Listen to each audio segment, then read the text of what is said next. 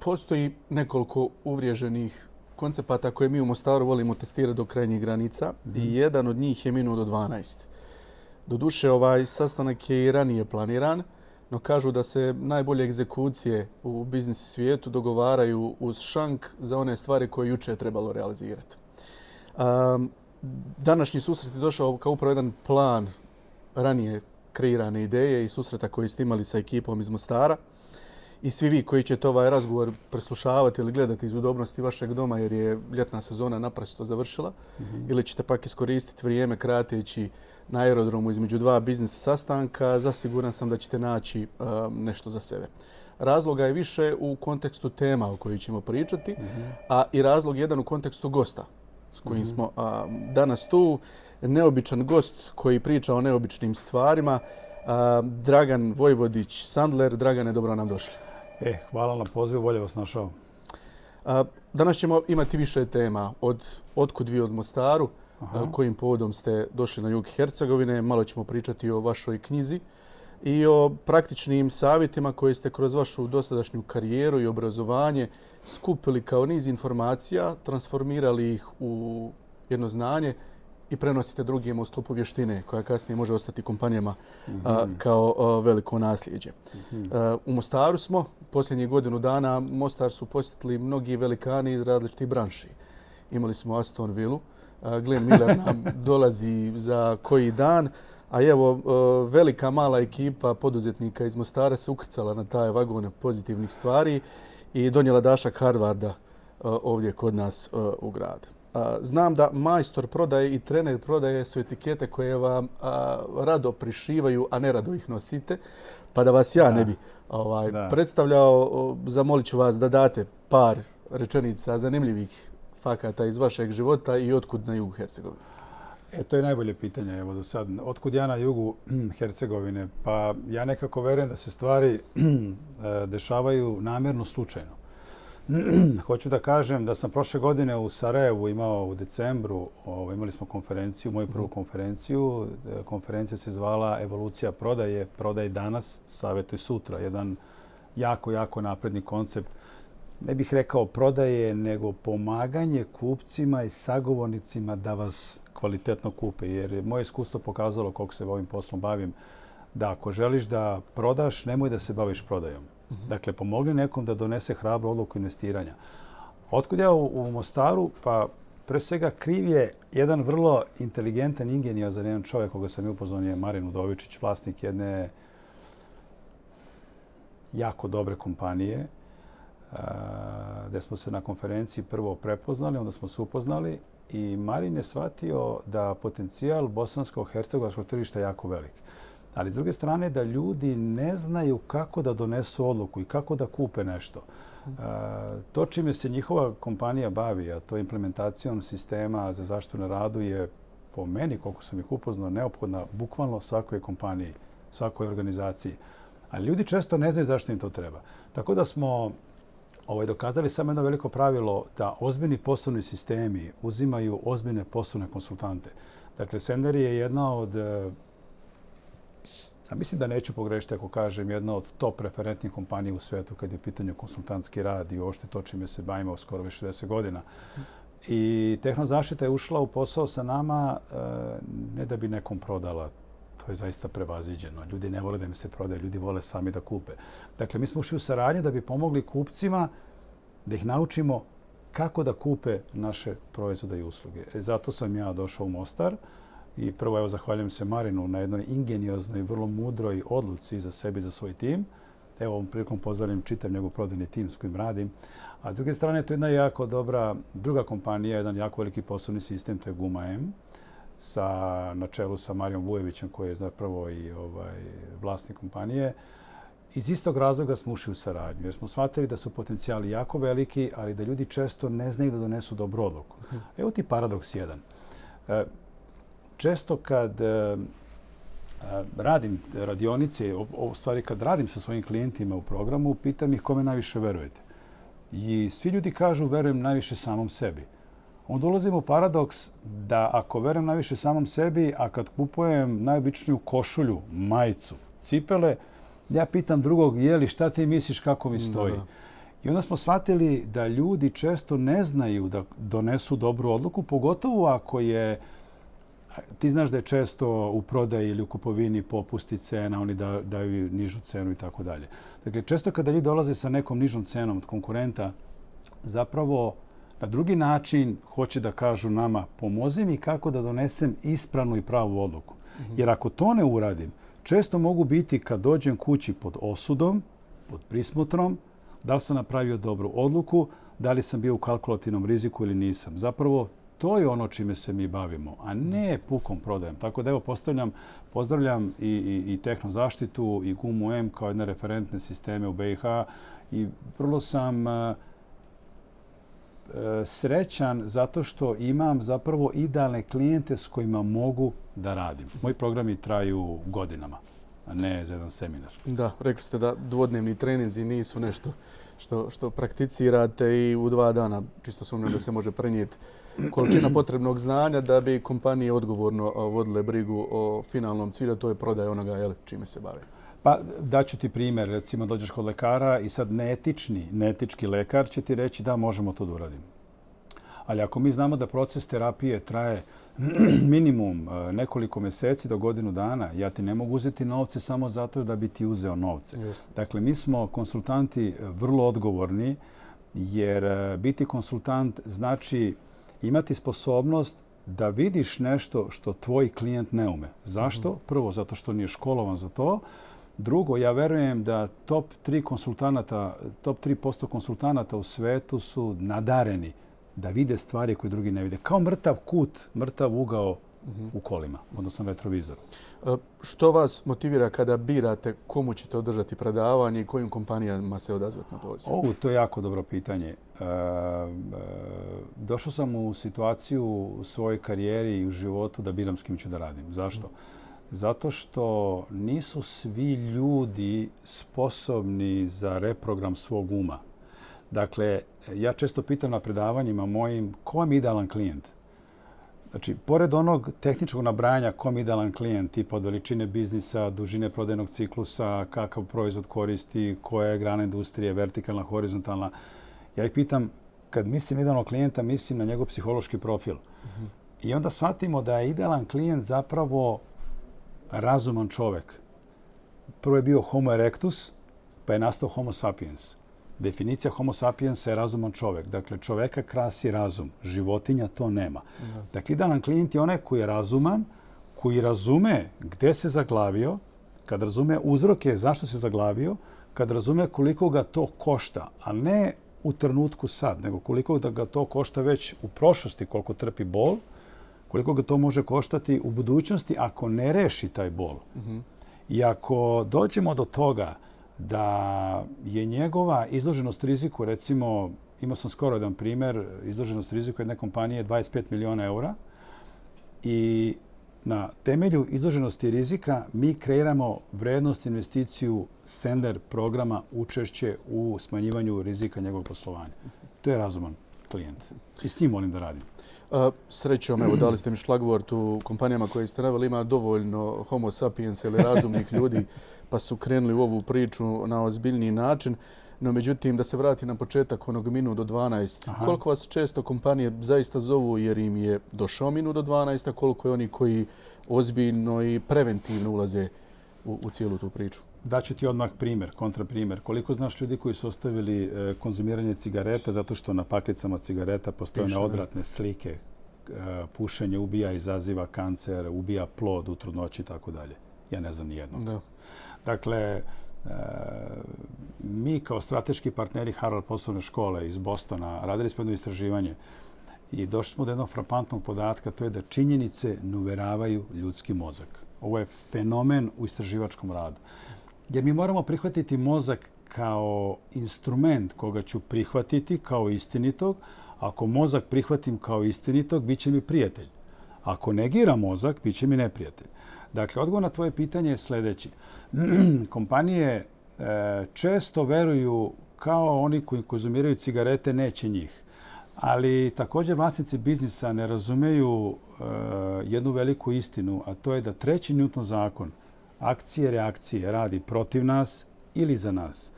često vlasnici biznisa imaju iluziju da rade dobro, zapravo rade vrlo pogrešno ili rade ne kako bi mogli. Dakle, ja često volim da kažem da biznis nije dovoljno samo raditi, treba ga raditi ispravno. Jer ti možeš napraviti prihod od 1000 maraka sa 500 maraka troška i možeš napraviti 1000 maraka sa 150 maraka troška. Dakle, pričamo o prihodovanju i pričamo o prihodovanju na ispravan način. Dakle, moramo prihvatiti reći da zakon kao nešto što je istinito i često su vlasnici u zamahu. Zamah je reakcija.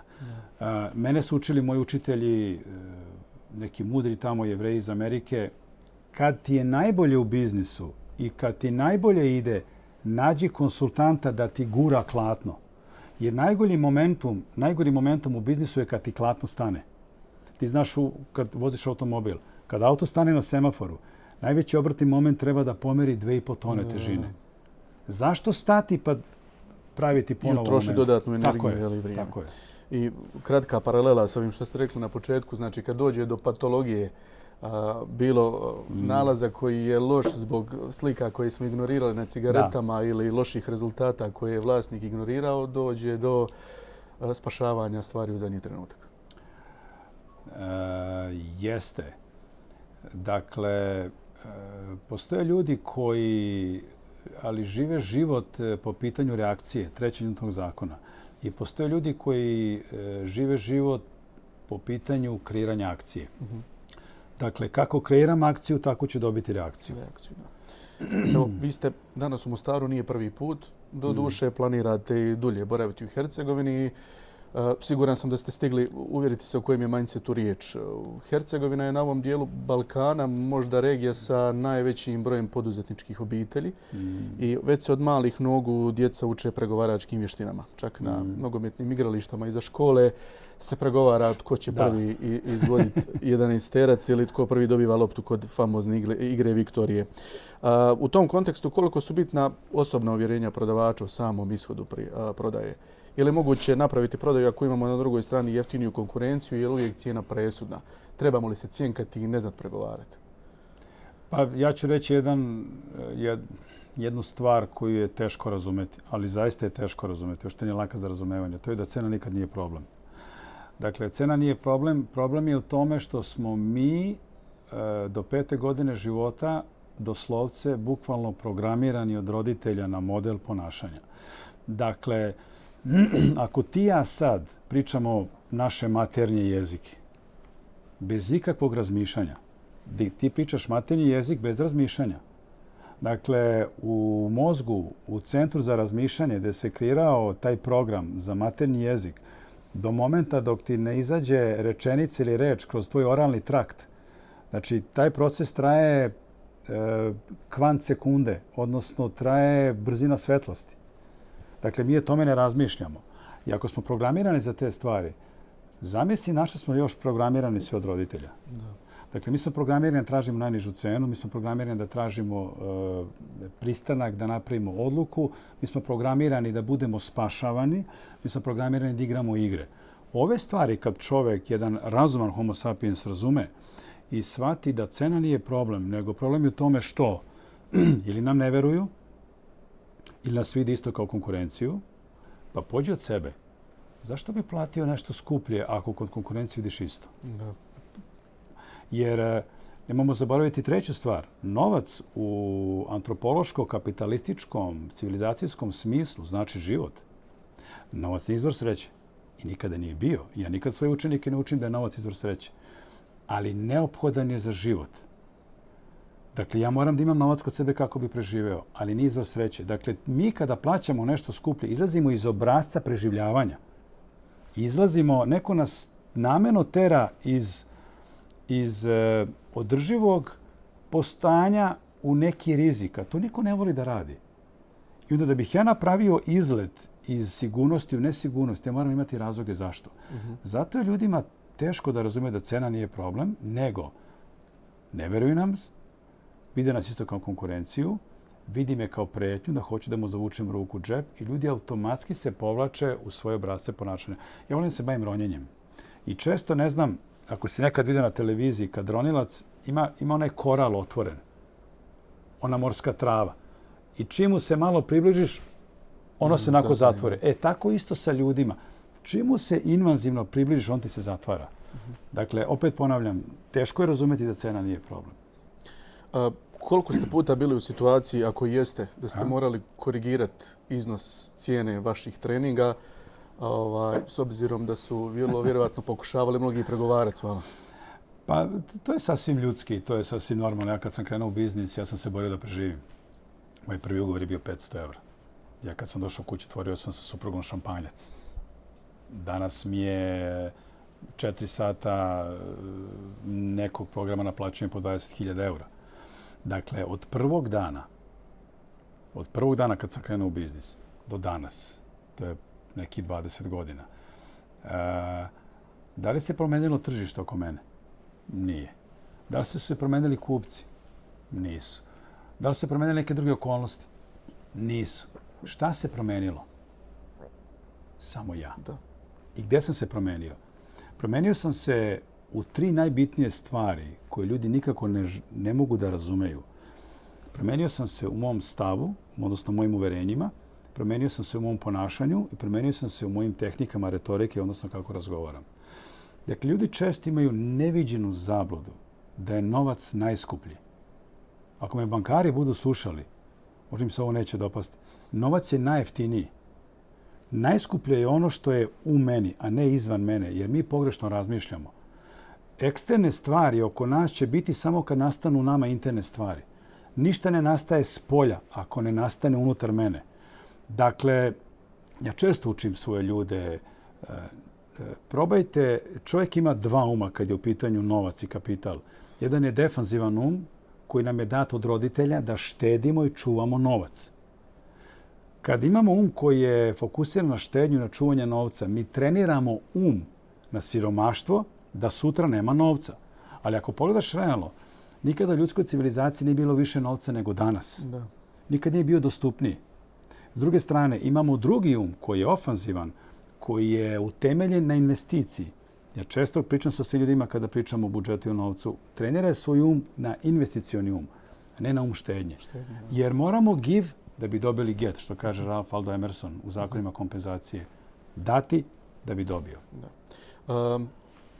Postoji jedna anegdota koja doduše je vidljiva u svakim dosadašnjim našim prethodnim iskustvima, imali priliku ili ne imali nekom učiniti neku uslugu, a kaže da su 2 biznis partnera, prijatelja razgovarala o situaciji u kojoj ima jedan sina koji je jedva završio fakultet i nema ga gdje zaposliti. I onda pita njega imaš li mi ga gdje, kolokvijalno rečeno hercegovački zauvalit. I on kaže imam u komercijalu. Sad, nek radi bilo šta. Nek radi bilo što u komercijalu. Je li opravdana ta neka paradigma da i manje talentirani ljudi mogu uspjeti u prodaji? Pa evo ti, dao si, znači mnogo ti hvala, nismo se dogovarali za emisiju, dao si jedno fantastično pitanje. Dakle, često pitam vlasnike kapitala, nacrtam na papiru ili na nekom flip chartu velikom organizacijonu šemu firme. Imaš računovodstvo, imaš nabavu, imaš accounting, imaš financije, imaš računovodstvo, imaš koji god, imaš IT, imaš magazin, imaš prodaju. I pitam ih, u posljednjih 5 godina, uperite mi prstom u segment firme u koji ste investirali najviše novca. Da li znaš poražavajući podatak da nisam doživio da je neko pokazao prodaju? Znači, nije u prva top 3? Ne, nije u top 10, a ne u top 3. Dakle, najviše se ulaže u zgrade, infrastrukturu. Ako je firma napredna, ulaže u neki dobar app software, odnosno neki CRM. Naravno, vlasnik uloži u Cayena ili uzme kredit od banke da bi kupio neki jako luksuzan auto. Vidljivi brend, da. Tako je, ali zapravo prodaja koja ti generiše život firme. I to Cayena, jel? I naravno i on mu plaća te rate. Tu se ne ulaže nikakav novac. Dakle, moje mišljenje, Sender institut se 50 godina već bavi prodajom. Mi smo kompanija, metodologija koja je najdublje otišla kad je u pitanju metodologija ljudskog ponašanja, prodaje, komunikacije, pregovaranja. Ušli smo daleko iza psihologije ponašanja ljudi. I ja poredim prodaju kao specijalnu jedinicu bilo koje vojske ili bilo koje policije. Oni vežbaju svaki dan. Oni svaki dan moraju biti spremni da reaguju, kao vatrogasne jedinice. Znači oni svaki dan moraju biti u takvom nivou forme da odreaguju na bilo koji požar, otimanje talaca ili već neku talačku krizu. Prodaja u najvažniji sektor u firmi ne ulaže se ništa. Da šta se dešava? Ljudi rade naporno za sebe, ne za firmu. To moji klijenti jako dobro znaju. Dakle, mudra i pametna firma treba da napravi takav sistem prodaje, da prvo na tržištu nađe najbolji sistem, metodologiju koja postoji na svijetu, da implementira u sistem prodaje. Kao što implementiramo recimo neki dobar ERP software u firmu. Mora da postoji sistemsko rješenje za prodaju. Zašto? Jer pilot Boeinga 747 ne vozi avion po iskustvu, nego po proceduri. Da. Znači njemu je apsolutno minimalno dozvoljeno iskustvo. Ja volim da kažem, iskustvo i rutina su lenjost. Iskustvo i rutina su ti najbolji načini da pogrešiš u životu. Procedure spašavaju život. Dakle, za mene brutalna firma koja ima prodajni pedigre, ima brutalnu prodajnu proceduru. I ti ljudi se treniraju svaki dan jer oni prave veliki prihod. Sad sam se sjetio situacije koja ne generira velik prihod, ali mi je bila zanimljiva za svjedočiti. Prije nekih nepunih godinu dana, boraveći u Napulju, sa lijeve strane jedne od najpoznatijih pizzerija je stajao gospodin sa stolom na kojoj su bile pražne bočice i na kojima je pisalo napuljski zrak.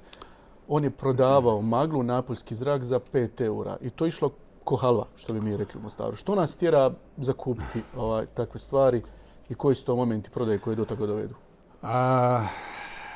Pazi, pitaš me da ti odgonetnem ono što bi rekla hemičari, kamen mudrosti i eliksir mladosti. Da. Ali mislim da imam odgovor. Pa će ti se dopasti. Dakle, zašto ljudi kupuju skupe stvari? Iz 3 razloga. Prvo, kupujemo skupo zato što imamo subjektivni osjećaj vrednosti u nešto. Ništa nije objektivno. Otkad je čoveku dat ego i otkad su nam dali slobodu volje i otkad su nam roditelji infiltrirali do 5. godine života, njihove skripte života, ne postoji objektivnost, postoji samo subjektivnost. Zato što postoji subjektivnost, zapravo postoji objektivnost. Jer ti ja ne vidimo ovaj studio na isti način. Da. Ja ga vidim ovako, ti ga vidiš onako. Vidimo istu percepciju materije na drugačiji način. Dakle, ljudi prvo kupuju skupe stvari zato što imaju subjektivni osjećaj da je nešto vredno. Drugo, kupuju skupe stvari zbog unutrašnjeg mira. I si nekad bio u situaciji da kažeš, ma neću da razmišljam, daj mi to. No, često. Zato kupujemo skupo. I treći način, odnosno razlog zašto kupujemo skupo, zato što verujemo da sa tim izborom smanjujemo neke naše subjektivne rizike. I kad te 3 stvari spojiš u jedno, dobiješ zašto ljudi kupuju skupe stvari. I to ljudi ne znaju neki. Zato mi kažemo, mi ne učimo naše klijente prodaji. Mi ih učimo kako da pomognemo ljudima da reprogramiraju njihov um i da zapravo donesu odluku hrabrog investiranja. To je naš zadatak. I kako ste već spomenuli roditelje i spomenuli ste ego, a tu neću reći sasvim slučajno, imamo pri ruci vašu knjigu Hraniti ego ili porodicu. U dosadašnjim nekim milenijskim ovdašnjim životima imamo situacije u kojima roditelji ili žive na vizu, pa priskrbljuju djeci minimalno ono potrebno zato što samo jedan roditelj recimo radi, a s druge strane imamo i tendenciju i politiku koju nam nalaže konzumerističko društvo i prilike koje život servira da su oba roditelja zaposlena. Kako gledate na tu situaciju u današnje vrijeme da oba roditelja privređuju i na taj način paralelno grade svoju karijeru i vode brigu o svojoj obitelji? Opet sam rekao, Sir Isaac Newton je zadužio ljudsku civilizaciju time što mu je pala jabuka na glavu. I od tada je promenio zapravo razmišljanje o svetu i o fizičkim manifestacijama o svetu. Dakle, treći Newton zakon vlada svetom. Dakle, ništa što ćemo ti ja sad da uradimo ne može ostati nezapisano. Znači, treći Newton zakon. Kažu forenzičari da ne možeš ući u prostoriju, a da iza sebe ne ostaviš trag. Nemoguće je. Dakle, sve što mi uradimo, nemoguće da ne ostavljamo trag iza sebe. Zašto pričamo o tome? Zato što 2 roditelja koji jure karijeru i privređuju ne mogu da vaspitavaju decu. Ja sam taj članak pisao na LinkedInu. Bio je jako dobro propraćen. Bilo je tu komentara i ovih i onih. Dakle, cenu moramo da platimo. Hraniti ego ili porodicu je onako teška dilema. Malo i... Laka je, kad je razumeš. Da. Veruj mi. Kako je razumjeti i što od ovoga odabrati ovisno o životnim okolnostima? Evo daću ti jedan primjer. Sad letio sam avionom iz Beograda za Mostar. Jednom trenutku sam ušao u potpuni oblak.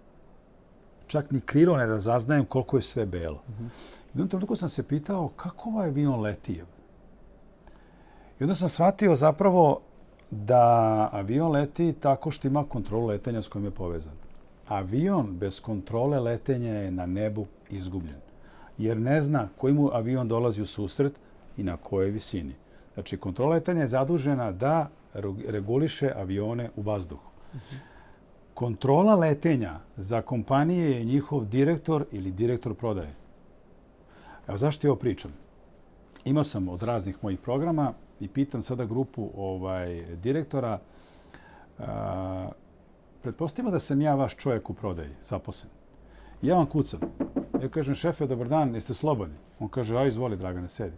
Šta je bilo? Ja kažem, imam problem veliki. Tog trenutka kad sam rekao da imam problem šefu, njega sam stavio u problem. Šefa sam stavio u problem. On kaže, o čemu se radi? Pošto mora da me ispoštuje, jer ne može da me izbaci iz kancelarije tek tako, mora da me ispoštuje čemu se radi. Ja kažem, šefe, od 10 ponuda koji sam poslao i utrošio tone vremena i sati, nijedan odgovor nisam dobio, jedan posao nisam napravio. Kada zovem telefonom da pitam o čemu se radi, kupci mi izbjegavaju, odlažu me da treba da još da razmisle i tako dalje. Ja sam poludeo. Ja ovako više svoj posao prodavca ne mogu da radim.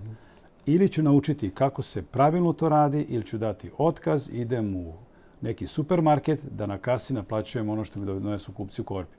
Dakle, pomozite mi da budem bolji. I od tog trenutka, samo završim, tog trenutka, molim te, šef ulazi u problem. Meni su to govorili u korporaciji dok sam radio. I znaš šta su mi rekli? Samo budi uporan. Da. Upornost je važna vrlina. U ovom slučaju je besmislena. Da, ali važno u kontekstu dovođenja vas u Mostar, ekipa koja vas je ranije upoznala, nije odustala od ideje da sudjelujete u ovom prvom podcastu. Slušajući vas svako sa strane, možda će nekim slušateljima pasti na pamet, došao je iz Beograda u Mostar, sat i po vožnje, možda malo manje, neizgužvane košlje, sjeo u automobil, odsjeo u hotel. Rekli ste cifru koliko se plaćaju vaši treninzi i neki kontekst može biti lagodnog života. Međutim, iza svega toga dolazi niz neuspjeha vaših poslova koji su bili i prljavi u kontekstu teško zarađenog novca. Sad, zašto ovo govorim? Mnogi veliki ili mali poduzetnici su morali ne uspjeti da bi došli do određenog rezultata. Evo, krenut ćemo od Elona Muska, Bernie Ecclestona ili mostarski primjer Igora Krezića koji za sebe ima sada 10 propalih kompanija i jednu veliku svjetsku kompaniju i startup koji je najbolje ocjenjen na ovom području Zapadnog Balkana. Pa me zanima, je li nužno biti doli da bi bili gori? Pa nije nužno, ali istorija i iskustvo i život pokazuju da. Dakle, nama je govorio David Sandler, osnivač metodologije Sandler. Svakom bih preporučio da jedan put ošine o patos. Da vidi kako je na patosu i da više nikad ne poželi da bude na patosu. Ja sam jedan put u životu bio na patosu. I bio je trenutak kad sam teo da zatvorim firmu. Smučilo mi se bilo sve. Ali je supruga odigrala brutalnu ulogu. I rekla je, možeš da daš otkaz, odnosno da zatvoriš svoju firmu i možeš da zaposliš nekoj drugoj kompaniji da radiš i primit ćete svako, završio si fakultet, imaš neke reference, dobro. Ali znajući tebe, u kratkom roku ćeš da budeš zbrinut. U dugom roku bit ćeš nezadovoljan. A nezadovoljan muškarac je užas za porodicu. Muškarac mora biti ostvaren čovek. Zašto? Ako se ne ostvari u nečemu, bit će pakao u kući za život. A ja znam takve muškarce. Dakle, muškarci antropološki dato da bude ostvaren. Ne da vozi 5 jahti, da bude ostvaren. I da, smatram da trebaš u životu da imaš dobru priču da bi u nečemu uspeo. To je moje mišljenje. Što znači, ostvaren muškarac će lakše dilemu hraniti ego ili hraniti porodicu sam sa sobom razriješiti. Pa gledaj, taj naslov je nastao iz praktične priče. Dakle, Sender metodologija postoji od 1900, početak 60. godine prošlog veka, znači 60 i nešto godina. David Sender kad je pravio metodologiju, on je shvatio da ondašnji još Darko pre 60 godina način prodaje postao prevaziđen. Potražnja je uvek neadekvatno veća u odnosu na ponudu. I kad imaš veliku ponudu, a imaš manju potražnju, ljudi koji nude su emotivno vezani za onoga kome hoće da prodaju nešto. I najčešće ti modeli komunikacije su postali predvidivo dosadni isti. I onda ti koji nude su u očima onih koji potražuju postali predvidivi i dosadni. I onda su ovi koji nude naučili kupce koji traže kako da ovi ucenjuju one koji nude. Tako, i zato je nastala metodologija Sender. Jer ljudi u prodaji često misle da hrane porodicu, zapravo hrane ego. Čime? Pa poslati 10 ponuda nije prodaja. Da. Dati popust nije prodaja. Kad ti neko kaže čućemo se, na vezi smo, to nije prodaja. Kad ti neko kaže samo da prođu blagdani ili da prođu praznici pa smo na vezi, to nije prodaja. To hrani ego. A kad dođeš u firmu i kad te pita šef, jeli, šta je bilo? I ti kažeš bio je sastanak dobar. Ja kažem, aha, a definiši mi šta je dobar. On kaže, pa zainteresovan je. A ti ga pitaš, ok, a kako znaš da je zainteresovan? On kaže, treba da se čujemo. A ja ga pitam, ako znam da vodim brief, sastanak, ako bi mogao da biraš da čuješ ne, da, jasnu, preciznu budućnost ili čućemo se. Šta bi od ovoga najmanje volio da čuješ? On kaže, čućemo se. A šta si ti malo prečuo? On kaže, čućemo se. Pa rekao, zašto je sastanak bio dobar onda? Da. To treba da nauče menadžeri da briefuju svoje prodavce i samim tim će i prodajni timovi ići gore, i prodaje će ići gore, i menadžer koji ima svoje planove će biti bolje pozicioniran u firmi. Zato je nastao naslov knjige. Da, spomenuli ste malo prije da je koncept prodaje koji egzistira u većini biznis modela danas prevaziđen i prije 60 godina. Mi smo u nekoj drugoj novoj eri gdje nas pri instaliranju svake aplikacije prisluškuju razni oglašivači, priređivači, serviraju nam određene stvari, kupe informacije od nas, prepoznaju nas kao klijenta prije nego što smo mi uopće ušli u samu trgovinu. I AI is buzzword. Umjetnu inteligenciju uzimamo prečesto u kontekste, o njoj pričamo, no ono što mene zanima, hoće li umjetna inteligencija preuzeti određen dio primata u pristupu samoj prodaji? Vidi, pitanje ti je vrlo triki. Zašto? Zato što je Jules Verne napisao 20.000 milja pod morem pre nego što je nastala podmornica. Sad, ja nisam baš toliki vizionar, ali iz iskustva koje sada projektujem u sadašnjost, pa sad s tim iskustvom i znanjem u budućnost, ja mogu da kažem ovako. Geneza u Terminatoru je vrlo moguća. A to je ustanak mašina. Je li tako? Pobuna mašina. Dakle, danas se AI sve više koristi u presecanju, u seciranju potencijalnih klijenata. Međutim, šta meni daje jednu optimističnu vrednost, sliku? Homo sapiens traži drugog Homo sapiensa. Dakle, čovjek je emotivno biće, čovjek je društveno biće, čovjek je sociološko biće. Po tim fenomenima biologije, umjetna inteligencija možda mi pomogne da seciram potencijalno nešto, ali posao se završava između dva Homo sapiensa. Što bi rekli narodski, kafana. Da. Evo, najnarodskiji onako. Tu se kažu najveći dilovi dogovaraju. Da. Pred sami smo kraj ovog današnjeg razgovora, pa prije nego li provjerimo gdje vas ljudi mogu sve i naći i kontaktirati, a nastavno na ovo što ste sada rekli vezano za umjetnu inteligenciju, da deal završavaju ljudi, da ljudski susret završava deal. Razlog zašto se tu je došlo zbog ljudskog susreta i razlog zašto ste u Mostaru jer dajete krila i nalet dvijema velikim kompanijama. No, vrativši se na dio priče o skupim treninzima, tko su vaši klijenti? Tko može priuštiti?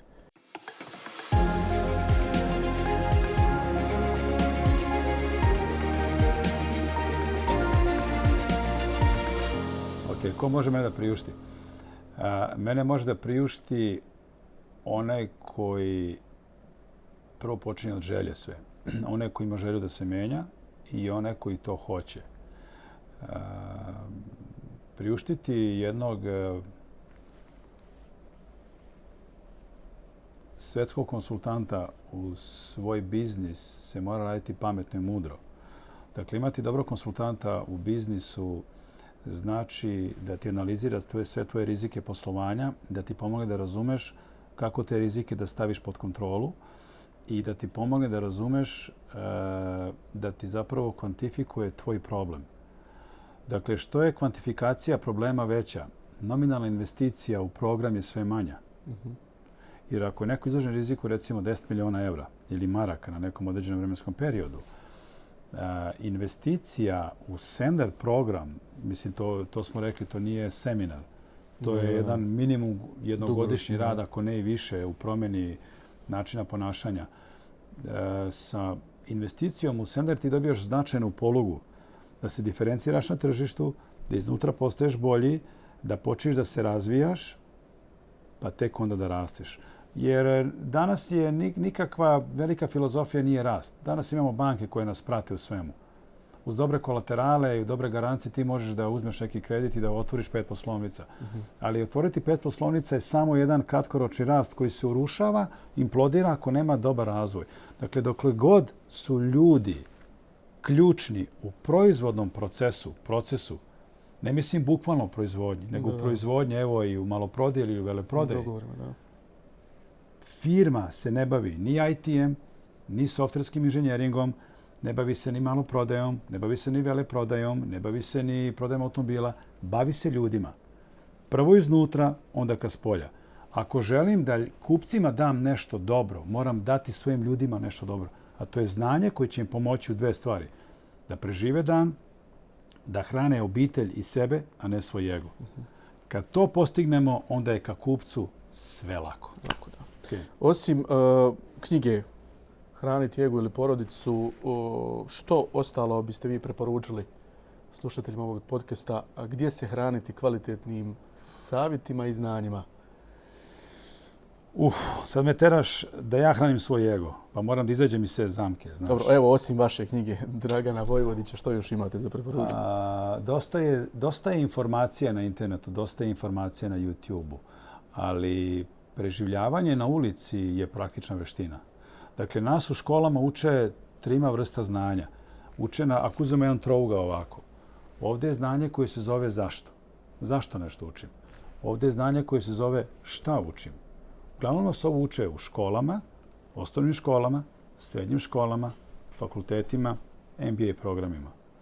Na vrhu piramide se zove kako znanje, kako je kaljica preživljavanja. Dakle, ako želite da radite na tim stvarima, imate dosta... Ajde, radit ću nešto što se možda neće uzeti protiv mene. Imam dosta podcasta, imam svoj YouTube kanal. Imam dosta dobrih podcasta koji se vezuju za kako neke stvari uraditi. Knjiga ne može naučiti čoveka ničemu. Knjiga može samo da dovede čoveka do kanala samosvesti i svesti, ali ga naučiti kako, knjiga to ne može da uradi. Jer da je primjer takav, onda svetski poznati sportisti ili teniseri ne bi imali svog internog mentora ili trenera. Što znači bolje od opcije od pročitati vašu knjigu je doći do vas? Sve dobre stvari počinju malim koracima, neko je muda rekao. Sve dobre stvari počinju jednim jako dobrim kvalitetnim razgovorom. Da li će neko postati moj klijent, da li ću raditi sa njim ili će on izabrati mene, ja to ne znam. Ali stvari počinju dijagnostičkim pregledom. Spomenuli ste YouTube kanal u komentarima koje sam sinoć čitao gledajući jedan od vaših zadnjih gostovanja. Dosta ljudi pita kako doći do vas, a vi ste u jednom komentaru rekli postavljajte pitanja da biste došli do odgovora. Kako vas kontaktirati? Vidi, od sveta i veka, kaže Marko Aurelije, ako nema puta, napravit ću ga. Dakle, danas ako želiš dođeš do nekog, ti ćeš do njega doći. I tu ne može niko da me razuveri u suprotno. Dakle, neko hoće doći do mene, on će doći do mene. U Mostaru ste minimalno narednih, je li? Pa bit ću ja bih rekao, minimum godinu dana ću biti u Mostaru. Ali evo za ljude koji hoće da se po prvi put recimo susretnu sa metodologijom Sandler, koja je metodologija. Metodologija na starogrčkom znači u potrazi za znanjem, u potrazi za istinom. Dakle, imat će priliku da iduće godine u martu budu učesnici na našoj drugoj konferenciji koja će se držati u Sarajevu. Na toj konferenciji ću pričati na temu premium prodaja. Prodaja bez popusta. Prodaja bez popusta i tekako moguće. Čuli smo ovih nepunih 45 minuta. Zahvaljujemo se za kraj Sinku na ustupljenom prostoru i domaćinskoj atmosferi. Vama, Dragane, hvala još jednom na ukazanom vremenu. Posjetu Mostaru koji, evo, čuli smo, nije ni posljednji i do nekog novog podcasta i novog trenutka. Srdačno pozdrav. Da, pozdrav svima.